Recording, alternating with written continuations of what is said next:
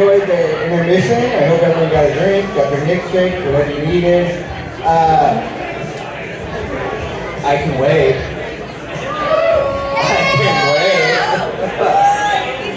If you can hear me talking, clap one. Alright, I want you to try it then. Alright, hey, who all is ready to hear the second half of that story? To hear how it is? Hey! Alright, so please welcome back to the stage Brian Kaploon to finish up this story.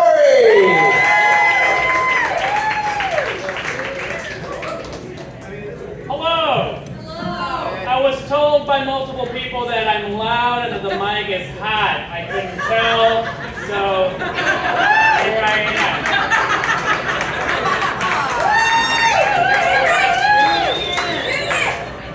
Okay, part 2. Now I have to really stand back. So, okay. No, don't. So, my buddy and I were chained. You know what? Hold on. Yes. That's gonna be really good. Yeah. Oh, we all learn and grow, don't we? All right. So, my buddy and I were chained at the feet and hands to about 6 or 7 other inmates. We walked in a single file line, left, right, like a rated PG criminal justice human centipede.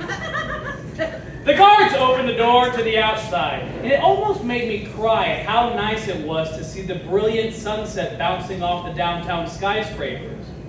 Our cute little chain gang was brought to the back of an unmarked white van.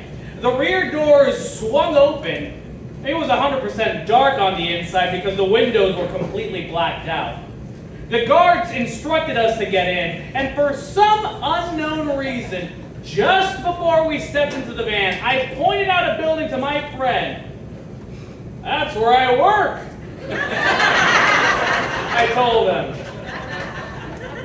We were smushed in the van in 2 columns, and just a few inches away from our faces was a full metal partition to keep us facing forwards, yet separated from the other group. Like some evil Twix bar, the 2 pieces partitioned from each other.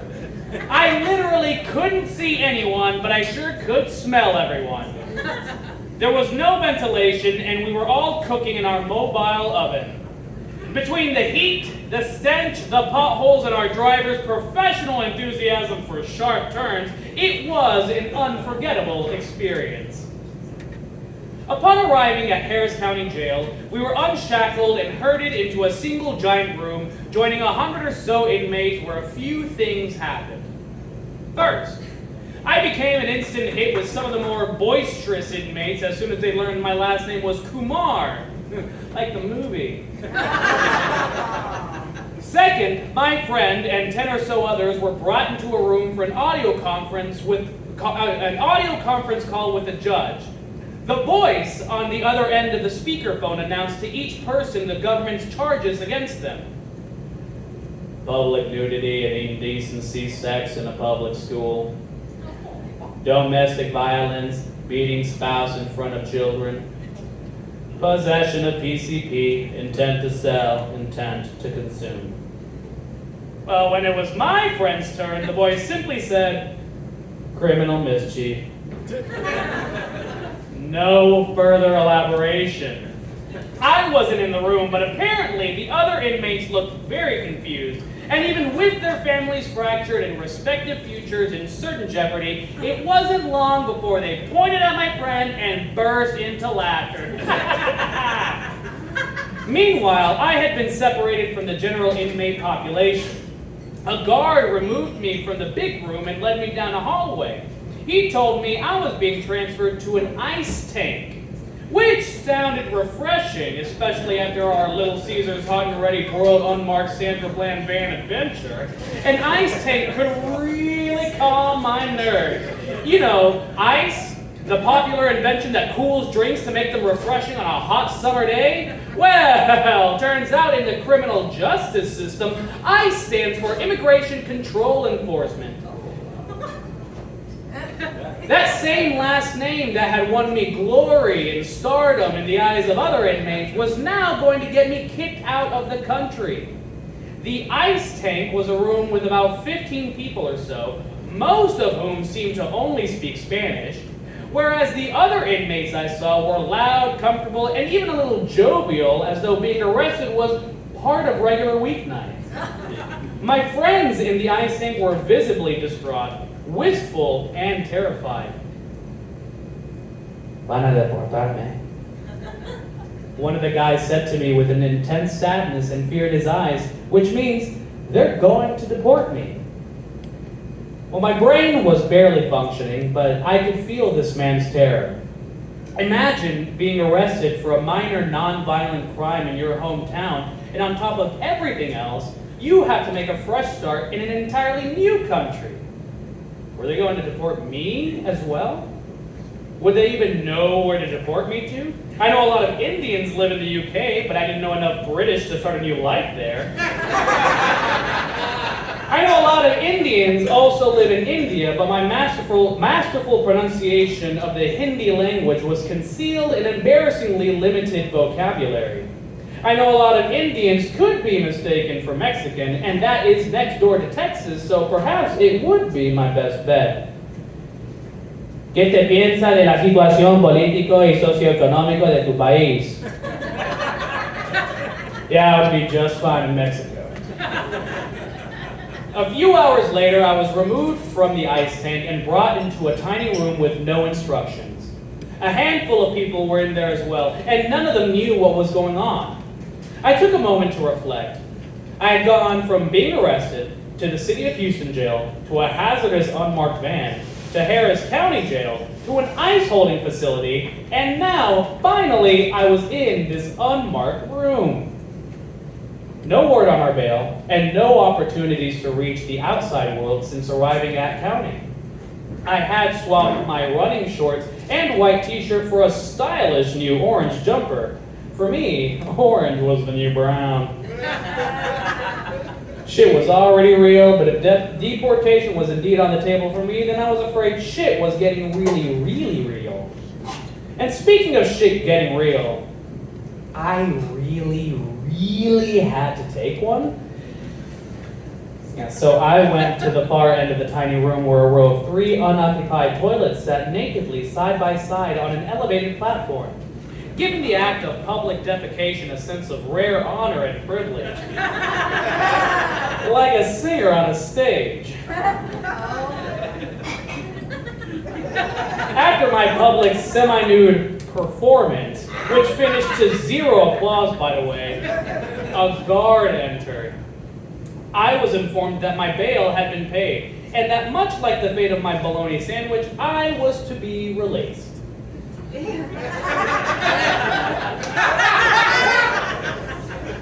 What about my friend? I asked. Just you, the guard said. When? The guard promptly left the room without saying another word. The worst part about jail, I'm assuming, is the violence, and thankfully I experienced none of that. The second worst part is the endless waiting and ignorance about what's coming next. But at least I had received some good news. To celebrate, I decided to lie down on the cement floor and give my consciousness a break. Under the relentless fluorescent lights in the shadowless room, I used one of my stinky running shoes as a pillow and dozed off. To be continued.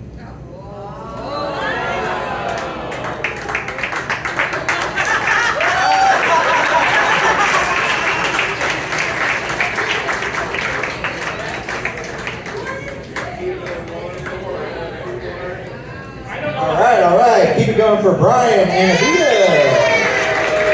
On the edge of my seat. I've been arrested. I know how this ends. He gets out. All right, it's fine. All right, y'all ready for your next story? Okay, please get ready for Meet Me on the Street, written by Allie Valine, who you saw read the first story, read by the wonderfully talented actress Brittany Bush.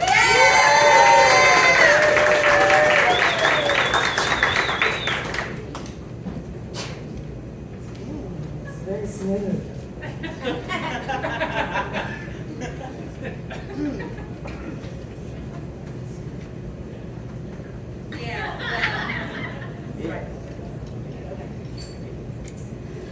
For 3 years, I lived in Williamsburg, Virginia. There are 2 places to work when you are an actor living in Williamsburg, Virginia. Colonial Williamsburg is the main one, and that is where my husband worked.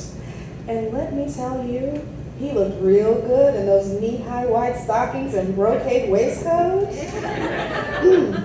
I auditioned, but with my musical theater degree and my incredibly short hair at the time, I was not exactly Martha Washington, actor-interpreters they're called, material. The other place you work when you're an actor in Williamsburg, Virginia is Busch Gardens, Williamsburg. So theme park or theme park.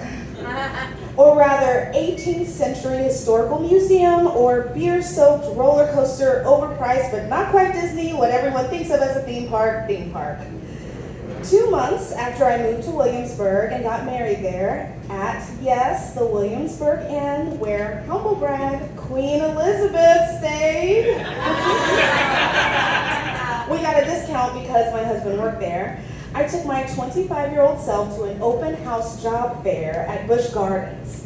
Now, this is not really how you get hired as an actor. You go to auditions, but I needed a foot in the door and I was super over being a housewife. So I marched myself up to the entertainment table and met Emily Trimble. Emily was magical. She smoked long, thin cigarettes and her middle-aged skin showed it. Her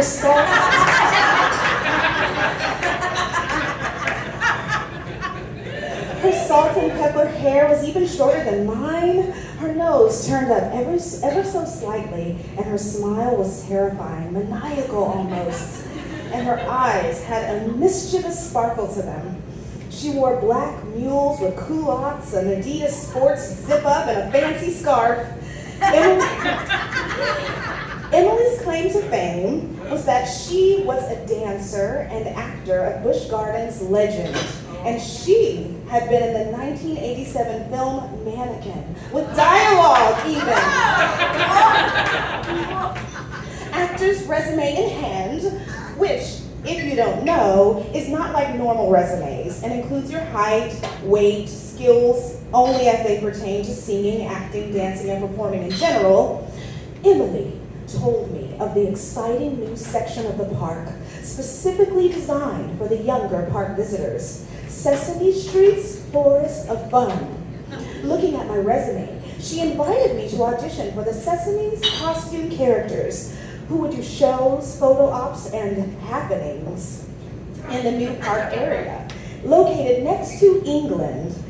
Rewind, I forgot to mention, if you've never been there, Busch Gardens' Williamsburg theme is not actually beer, but European countries, loosely. Hello, door, meet my foot. This was exciting as a young actor.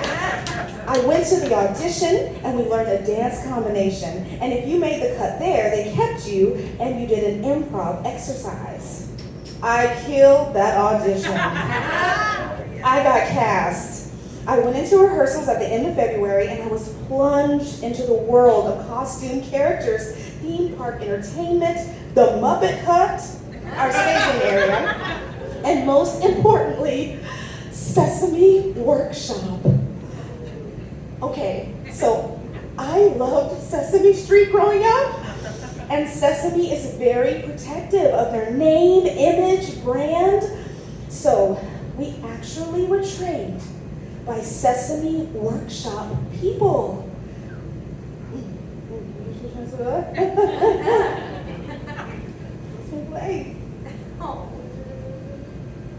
Yes. We had orientations on the characters, when their birthdays are, the history and mission of Sesame Workshop, the different Sesame Streets all over the world, and even child development and age appropriateness and best practices. This was right up my alley, and it was the alley behind Sesame Street. I learned how to puppeteer on Oscar the Grouch. I met original Elmo, Kevin Clash, when he was still Elmo. I lost my new wedding ring during one of the nighttime rehearsals, and the cast found it, despite our giant feet. And being in a water feature area. The rehearsal time was kind of a boon. I'll never forget the first time I put on Ernie's shoes. So your character is according to your height, and my main character was Ernie, which suited me to a T. I remembered loving my Ernie doll growing up. He was my favorite. I remember playing the Sesame Street game on my original Nintendo and getting so excited when Ernie was on the screen. And now I was lacing up Ernie's shoes. Each shoe weighed 5 pounds. And a lot of the actors fell down upon first try. But I tell you, I put on those shoes and I was Ernie. My gait changed, my demeanor changed, my inner rascal came out in full force. We spent a 10-hour day of rehearsals just getting used to the beat and dancing in the beat. Then came the unitards. We used to have unitard fashion shows in the Muppet Hut to pass the time and entertain ourselves on the particularly hot or hard days. And after unitards and feet came bodies and clothes. And finally, the head, where we learned about how to mech. And yes, mech is both a noun and a verb in this world. Every head has a long wire encased in thick cable that runs from the helmet down to a clamp you hold with your dominant hand inside the 4-fingered hand of your Muppet or monster. You squeeze the mech and the mouth opens and closes. We did our shows to pre-recorded tracks. So you mech when your character speaks or sings. And you also see out of the mouth. So if, God forbid, your mech snaps, and they did on a fairly regular basis, not only did you miss your lines, but you couldn't see. And you had to walk around or dance around blind or find your nearest friend who could see and hold hands, though more likely they found you. The two exceptions were Big Bird, who was more of a feet, pants, backpack, body situation, where the actor sees out of the tie, and Oscar the Grouch, who was not a full body puppet, but a two-handed situation, and you see out of the trash can. We were a ragtag bunch, and I was the oldest one of the performers, so they lovingly nicknamed me Grandma. And you know, I still think of them all as my grandbabies, though they're all grown up with their own actual children and degrees and lives now. But we were the misfits of the entertainment department, with Ernie leading the way. We were paid substantially less than the real singers, actors, dancers, despite doing just as much and actually more work. More shows, along with meet and greets, photo ops, walkabouts. In the 100-degree humidity of a Virginia summer, we did it all, in costumes that weighed between 45 and 60 pounds.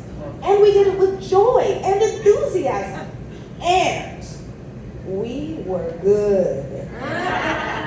Not to say we didn't complain and have our own brand of Muppet Hut drama, but the memories I have, now over a decade later, are overwhelmingly positive. Save for one, really.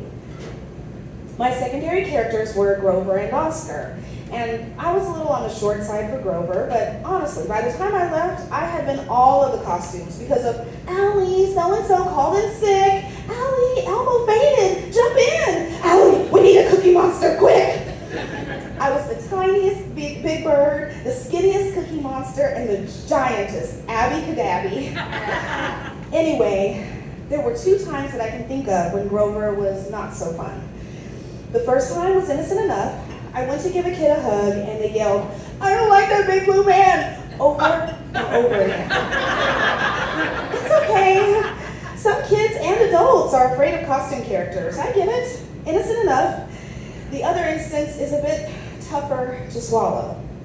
I was in Grover and a possibly drunk man came right up to me and stared into Grover's mouth and said, is there a girl or a boy in there? And grabbed my breast. Now, we have walkers or buddies, but mine was not near, so I ran away and found my walker and held their hand and whispered, I needed to go in. I'm afraid I didn't get much more resolution or justice than that. But for that one ugly story, I have so many other wonderful, heartwarming stories. I did a Make-A-Wish meet and greet with this kiddo who could only say one word his whole life. Ernie. So I'm in Ernie, crying and hugging this kiddo and playing with him and spending quality time with him as he meets his hero. And I was in the Count one day during Holoscreen and my shoe popped off. And some kind stranger helped me back in. I threw trash at people as Oscar, and kiddos threw wadded up love notes into my trash can. I stole a kid's nose as Ernie, and just like this, he said, Can I have it back? Eventually, I moved on. I was cast as a singer in a Christmas show, and then the Irish show the following year, my last year at Busch Gardens, and then I moved away. Emily died my last year of cancer. She had helped me audition for my singing roles. I dressed up as her for the Halloween party, and there was a lovely memorial for her. My grandkids still call me, and we message and keep up on social media. I even keep up with my two main birds. One works for Disney now, and the other is a successful real estate agent. For a while, I was semi-ashamed to have it on my resume, like it somehow made me less of an actor. But we know all our experiences make us who we are becoming. And I can't forget one of the things they told us in training for photo ops. You have to smile inside the suit. If you're not smiling, you can tell in the photos. And that kiddo has that memory. So these 16 and 17-year-olds and I, grandma that I was at 26, just kept smiling through the fleece and the fur for the love of the work, the show, and the kids.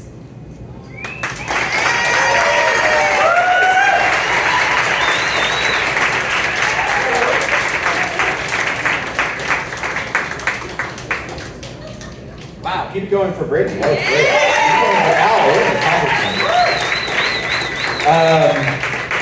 So we're about to get to the last story of the night, and that story reminded me of a few things. One, my favorite Muppets are Grover and Gonzo, if you can believe it. But the Muppet I identify the most with is Kermit. Yeah, and that's because I produce a lot of shit, so I gotta plug my stuff.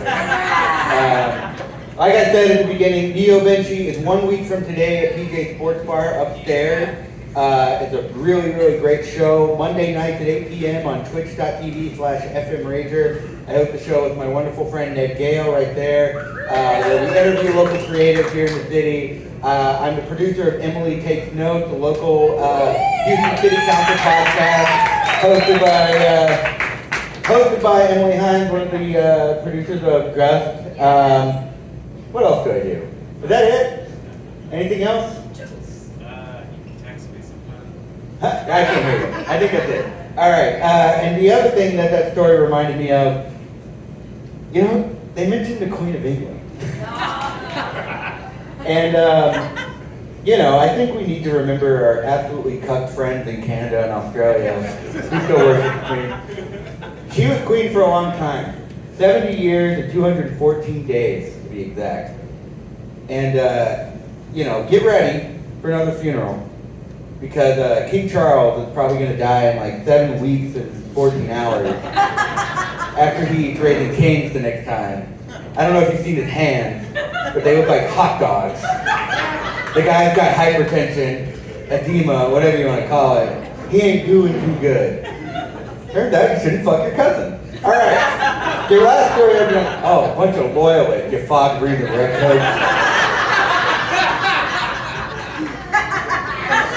Your last story of the night is Cheese, written by Philip Wozny and read by Houston's most famous convict, Abina Kumar.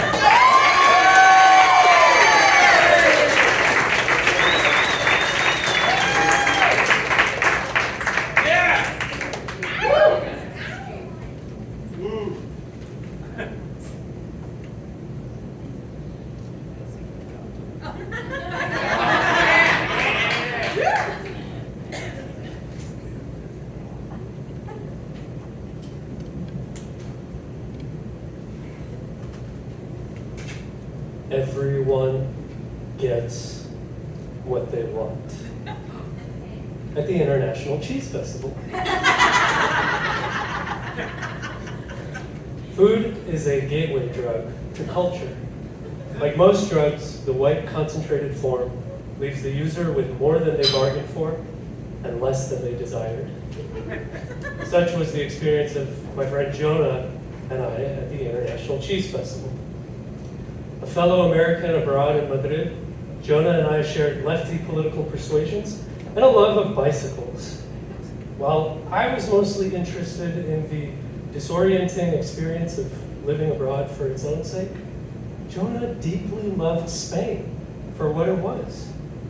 This love was embodied in his boyfriend, Lucas, who worked as a bodyguard to King Felipe VI. Lucas was a flaneur who dressed in three-piece suits with matching pastel pocket squares. He had access to royal archives where he pored over family trees and traced his lineage back to the 16th century. He often reminded us that he was a Don, a knight of the Royal Order of Tejano. I was never sure what that meant, but it provided a lot of clout that usually translated into our friend group getting more tapas. More tapas in the cozy bars of Chueca, the sprawling gay district of Madrid. It was in one of those bars when Lucas mentioned that the International Cheese Festival was next week in his pueblo. That evening, Lucas, Jonah, and I were joined by Sammy, a down-to-clown American girl from Ohio, and Kyle, an old friend from Texas who happened to be in town. Sammy and I thirsted for culture. And a 6-hour drive to a cheese festival by the Portuguese border fit the bill. Kyle thirsted for Sammy. And so we five made a plan to drive out to Cáceres, Lucas's hometown, and Cheese Fest Ground Zero. Prior experience with cheese fondue has led me to believe that the cheese will form a dam, blocking all bowel movement. On the drive out, we took bets on whose cheese dam would last the longest. You know, Franco was called a frog because of the many dams he constructed during his dictatorship, said Lucas with pride. But we weren't too sure how to respond, and the conversation came to a halt. But then the silence was broken by a cheer at the sight of our destination on the horizon, Cáceres, a small medieval city nestled between rolling hills, flourished during the conquest of the Americas. Many of the returning conquistadors constructed lavish palaces along its main plaza. We followed a winding cobblestone road under arches, behind parapets, until we arrived at Lucas's childhood home. Mayor is twice as old as your country, noted Lucas. The door was oak with intricate wrought iron details and enough latches and bolts to fend off a foreign invasion. Lucas whipped out an old-fashioned key that looked like it previously belonged to a wizard. An effortless flick of the wrist sent all of the medieval bolts and latches to rest, and the door swung open. His mother, Maria, was expecting us with coffee and cake. She showed us old pictures of Lucas. His impeccable color coordination seemed to go way back. Sammy and I basked in the authenticity of the moment. Jonah basked in seeing Lucas in the company of his natural environment. Kyle was just happy to be there. Once we finished basking, we headed out the door to the old town where the cheese festival was held. Lucas took us on the scenic route, telling stories of the trouble his 19th century ancestors used to get into. One distant great uncle was shot on that corner, another one accumulated large gambling debts on that one. All great Spanish men, he assured us. We made stops along the way to drink pitarra, a very strong, unfiltered wine that stains your teeth. In these parts, bearing your wine-stained teeth is a way of saying, I come in peace. We came across Lucas's childhood friends who all bore a resemblance to the archetypal American frat boy. Light blue jeans, Ralph Lauren button-up, and a sweater tied around the shoulders. While normally hostile to such types, they showed us their teeth. And we showed them ours, and we got along fine and dandy. Walking around medieval ramparts, listening to stories about where their great uncles got shot or did the shooting. Eventually, we arrived at the main plaza, where stalls of the finest cheese vendors were peddling their wares, surrounded by the palace of Cortez and company. We got to work, constructing our cheese dams. Most of the stalls offered wine along with these cheese samples, and after a few rounds, we were all properly hammered. We followed our noses to the stinkiest stall. Stink is the wrong word. It was an olfactory assault. The fumes rising above must have contained trace quantities of ether, because I temporarily lost motor control of my eyeballs. I needed to taste this cheese, or else I would be haunted by what might could have been for the rest of my days. The taste somewhere between foot sweat and foie gras opened all of my chakras. I came to in a cold sweat. My appetite for more cheese vanished. We inspected the facades of the conquistador palaces. Some of their coats of arms contained good old-fashioned lions and swords, but others made more specific references to their activities in the Americas, namely bas-reliefs of slaves hauling what must have been silver out of what must have been Potosi. That's racist, said Sammy. They should take that down, I chimed in. That's our history, said Lucas. How is this any worse than the human zoos of St. Louis?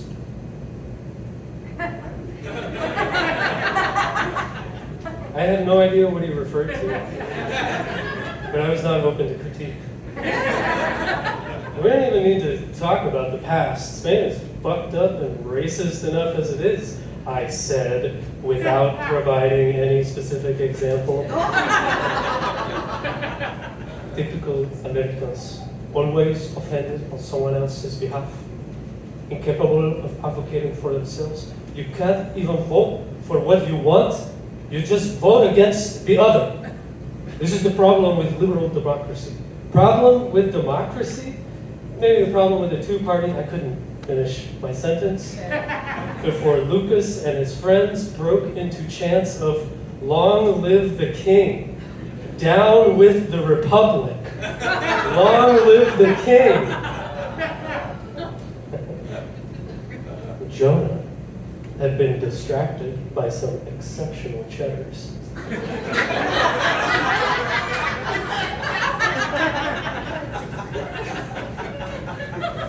And missed the whole buildup.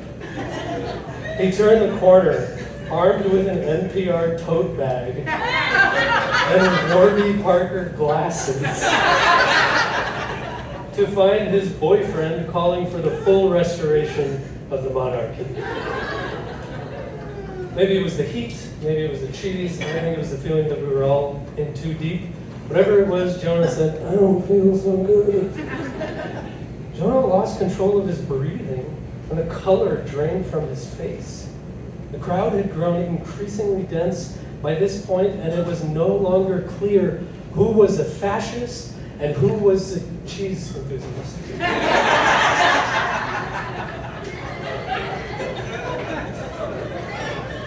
I plowed through the crowd to the shade of an arcade, where Jonah collapsed on a stack of kegs. I went into a nearby bar to order a large bottle of cold sparkling water.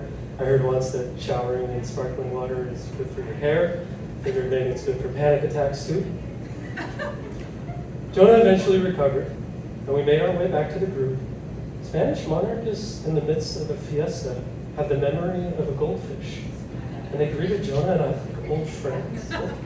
Lucas, worn out from all the shouting, retired to his royal bedchambers for a siesta and entrusted me with the wizard key.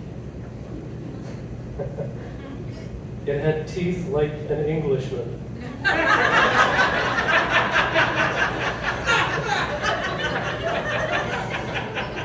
And it weighed at least a pound.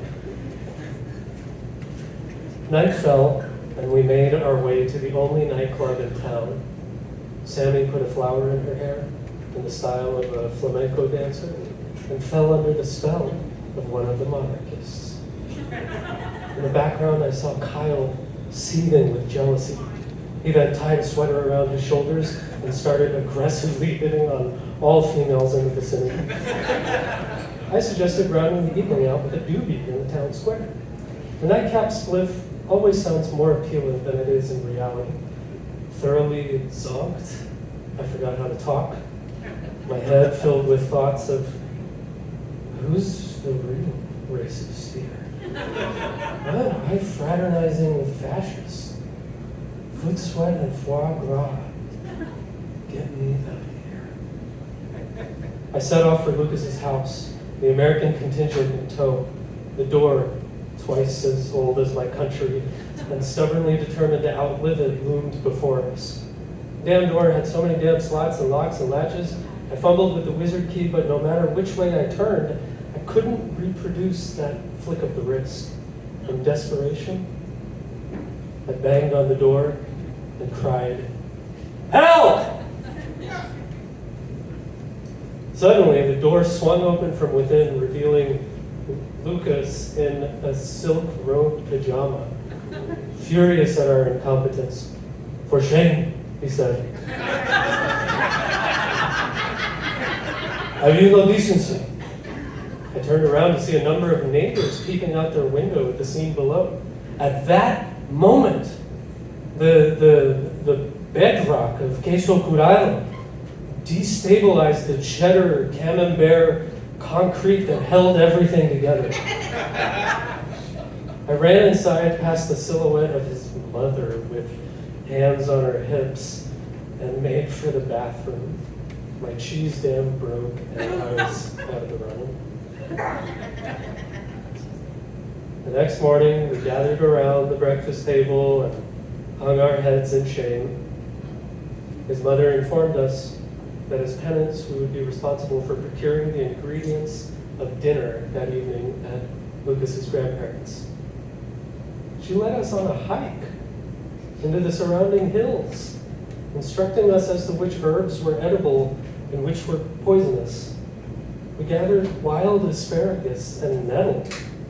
I wasn't very good at foraging, so I made use of my empty hands and took a picture. Lucas and Jonah, hand in hand, Sammy and Maria engaged in animated conversation, and Kyle, who was just happy to be there. Maria drove us out to a humble farmhouse with a door as old as time. Lucas's grandparents greeted us warmly. They made no comment on our Americanness. They were just overjoyed to meet Lucas's friends from the big city. We offered to help in the kitchen. No, have a seat, or watch if you like. And watch we did, as Lucas's mother And grandmother moved in orbit, passing ingredients without needing to ask, grinding herbs by hand. They patiently coaxed the flavor out of the prickly nettle and prepared the asparagus simply. They cooked with craft that belonged to the land. Lunch was served in the shade of olive trees. Over the course of that extended afternoon, by the blessing of food made with care, we too belonged. That is the magic of food. Well, most food. Not cheese.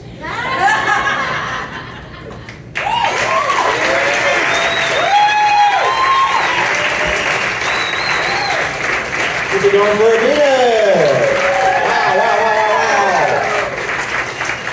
Listening to that story, I definitely could feel my blood pressure. I got a couple of things before I let you all go. I could definitely feel my blood pressure boiling, hearing the people say, "Long live the king, fuck the republic." Listen, y'all.